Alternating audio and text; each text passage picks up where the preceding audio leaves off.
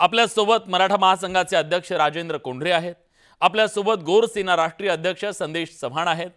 मागासवर्ग आयोगाच्या माजी सदस्य ॲडव्होकेट पल्लवी रेणके आहेत आणि आरक्षण अभ्यासक डॉक्टर संजय दाभाडे जे आज इथल्या आदिवासींची भूमिका मांडणार आहेत। मी सगळ्या मान्यवरांचं मनापासून स्वागत करतो बडे मुद्द्याच्या या चर्चेमध्ये। चर्चेची सुरुवात मी करणार आहे हरिभाऊंपासून। ती याच्यासाठी हरिभाऊ, वस्तुतः बंजारा समाजाला आज आरक्षण आहे, 3.5% आरक्षण असताना सुद्धा बंजारा समाज आज रस्त्यावर इतक्या अस्वस्थतेने का उतरलेला आहे? बंजारा समाज खरंच आदिवासी या गॅजेटच्या पानांमधून बनू शकेल का? शकेल तर कसा? एकदा महाराष्ट्राला समजून सांगा। बंजाराला 3.5% नाही, फक्त 3% आरक्षण आहे आणि ते आरक्षण डिनोटिफाईड ट्राइब्स या नावाने आहे। मग आम्ही ट्राइब्स आहोत, आम्हाला ट्राइब्स म्हटलं जातं, मग ट्राइब्सचा दर्जा का दिला नाही आमचा सवाल आहे। आणि ही मागणी आजची नाहीये किंवा हे जे हैदराबाद गॅजेट आलं तेव्हापासून आम्ही मागणी करतो अशातला भाग नाहीये। गेले 50-55 वर्ष, खरं तर 1966 पासून वसंतरावजी नाईक मुख्यमंत्री असताना ही मागणी तेव्हापासून आमचे भानावजी होते, रणजित नाईक, आमचे आपले चंद्राम चव्हाण गुरुजी, मुडे सर, असे अनेक एक टीम होती त्यावेळेस। तर ऑल इंडिया ची टूर करून त्यांनी हे जाणून घेतलं की बंजाराची स्थिती काय आहे आणि त्यानंतर ती मागणी सुरू झाली। म्हणून आजची मागणी नाही, आजची मागणी जी उचल खाल्ली आहे ती मराठा समाजाला, तुम्ही तो गॅजेट बघून द्या, गॅजेट म्हणजे हैदराबाद गॅजेटला अनुसरूनच तुम्ही आरक्षण दिलेलं आहे कुणब्याचं। मग हैदराबाद गॅजेट मध्ये काय आहे तर हैदराबाद गॅजेट मध्ये कुणबी मराठा हे पानोपानी लिहिले आहे, एकच आहे। मग कुणबी मराठा एकच आहेत म्हणून तुम्ही देताय, तर आमच्या बाबतीत सुद्धा लमाण आणि बंजारा एकच आहे असं म्हटलं आहे।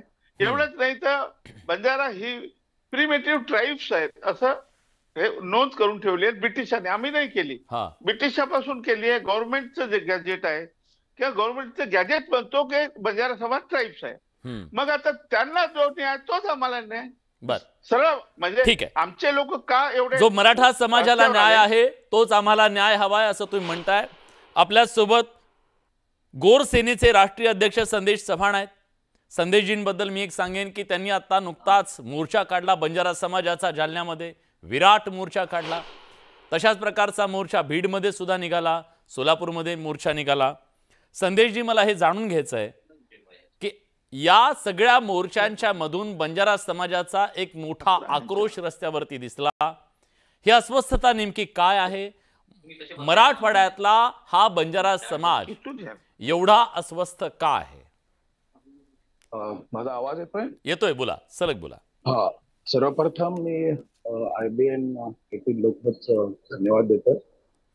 अस्वस्थ होण्यामागचं महत्वाचं कारण असं आहे की ही जे काय आमची ST प्रवर्गाची मागणी आहे ही काय फक्त जरांगे साहेबांनी जे काय मराठा समाजाला आरक्षण मिळवून दिलं तेव्हापासून नाही आहे। मी ज्यावेळेला लहान होतो, मला कळत नाही, त्याच्या आधीपासून आमच्या समाजाची मागणी राहिलेली आहे।